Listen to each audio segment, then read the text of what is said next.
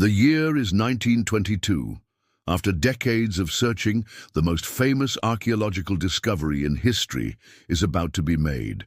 Join us as we uncover the lost tomb of Tutankhamun, the boy king of Egypt. In the early 1900s, Egypt was the hottest spot for explorers seeking relics of the past. Dozens of tombs had already been uncovered in the Valley of the Kings.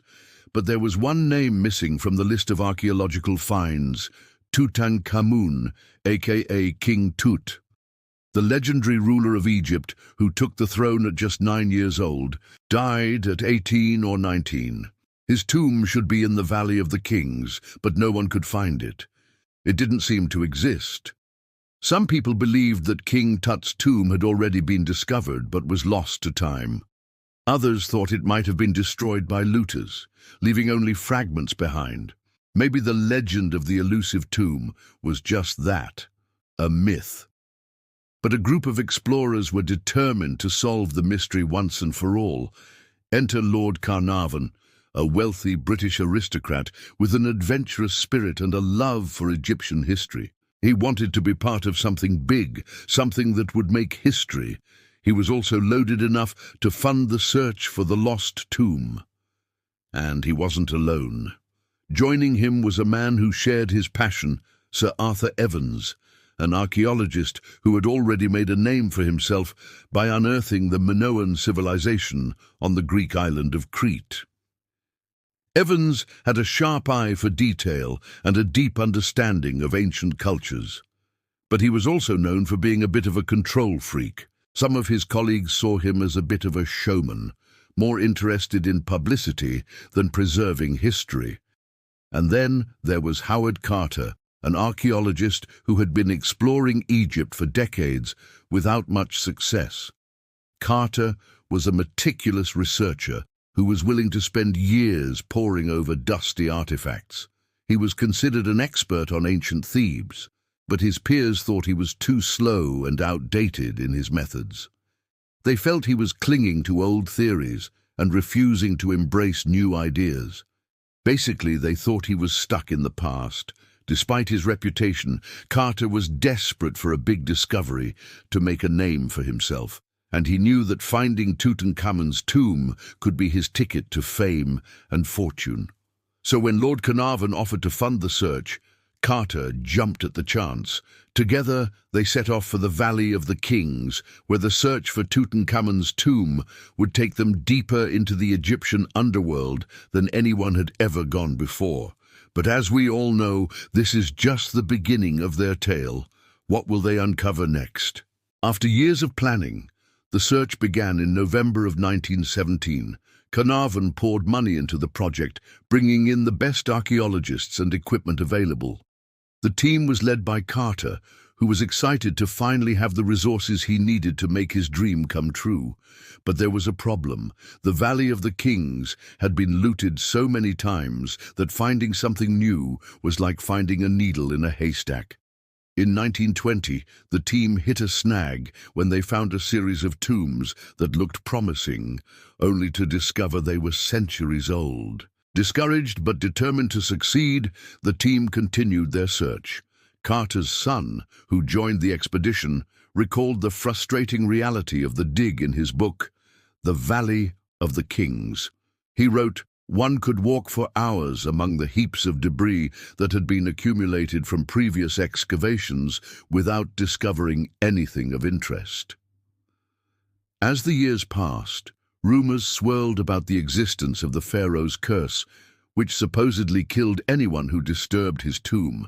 Despite the setbacks and the curse, the search continued. Finally, on November of 1922, after 5 long years of searching, a breakthrough. Carter's workers uncovered a hidden staircase buried deep in the sand. At the bottom was a sealed doorway with ancient hieroglyphs. Could this be the entrance to the lost tomb? Carter immediately wired Lord Carnarvon, who was vacationing in England, and told him to come back to Egypt as fast as he could. The two friends raced toward the site, their hearts pounding with anticipation. When they arrived, Carter opened the doorway and they both stepped inside. The air was thick with dust, But as their eyes adjusted to the darkness, they began to see the treasures that lay before them. Golden statues of the pharaoh's ancestors, gleaming chariots and weapons, intricate jewelry, and paintings depicting scenes from Egyptian mythology, all untouched for thousands of years. It was the discovery of a lifetime, and the media went wild.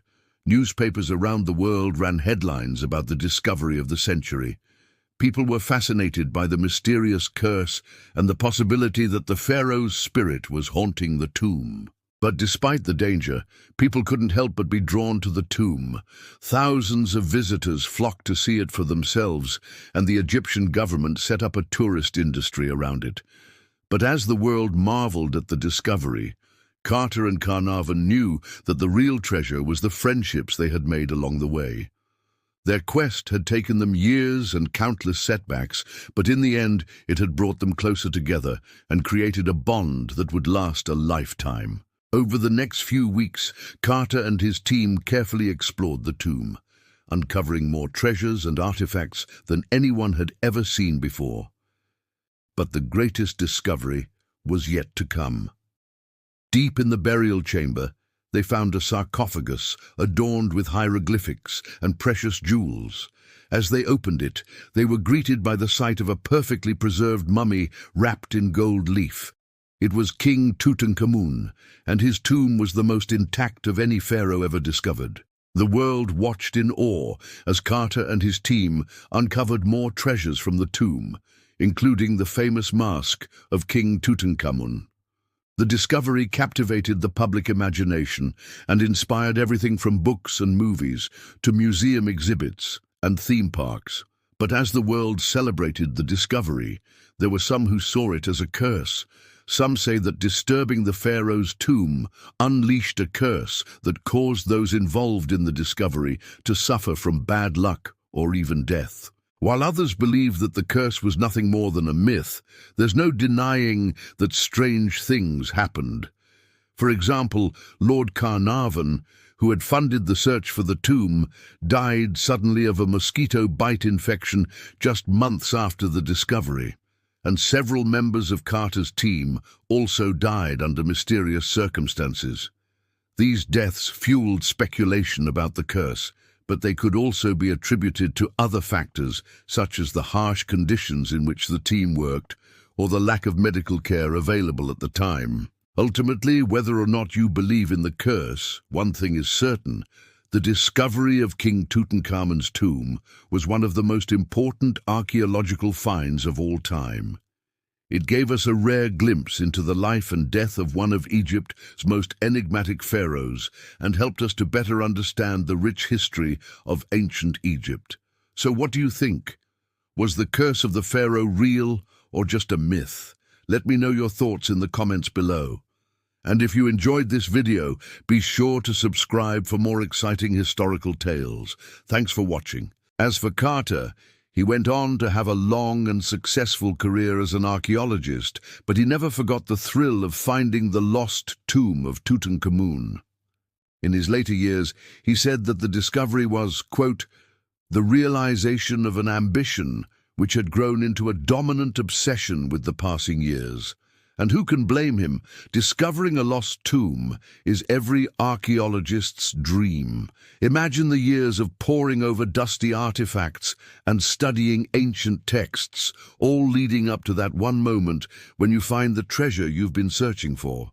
And let's not forget the legacy of King Tutankhamun himself, the young pharaoh who took the throne at just 9 years old and died at 18 or 19. His tomb may have been lost for centuries, but his story continues to fascinate us today. From his rise to power at such a young age to his mysterious death and the discovery of his tomb, there's something about King Tut that captures our imaginations and makes us wonder what else is hidden in the sands of time. But what do you think? What other mysteries do you think still lie hidden beneath the deserts of Egypt? Let me know your thoughts in the comments below. And if you enjoyed this video, be sure to subscribe for more exciting historical tales. Thanks for watching.